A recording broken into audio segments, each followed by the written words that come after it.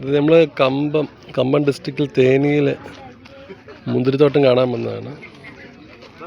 മുന്തിരിയൊക്കെ നല്ല പഴുത്ത് നല്ല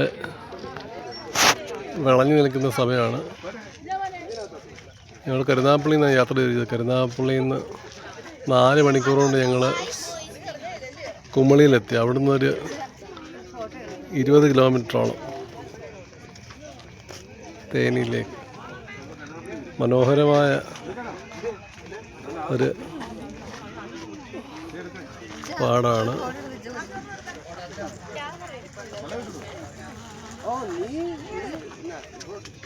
മുന്തിരി പറിക്കുന്നതോടെ എഴുതിയിട്ടുണ്ട്. നമുക്ക് മേടിക്കാൻ പറ്റും. ഇതെല്ലാം മരുന്നൊക്കെ അടിച്ച മുന്തിരിയാണ്. നമ്മളുണ്ട് ചൂടുവെള്ളത്തിലെല്ലാം കഴിയുവാണ് കഴിക്കാൻ.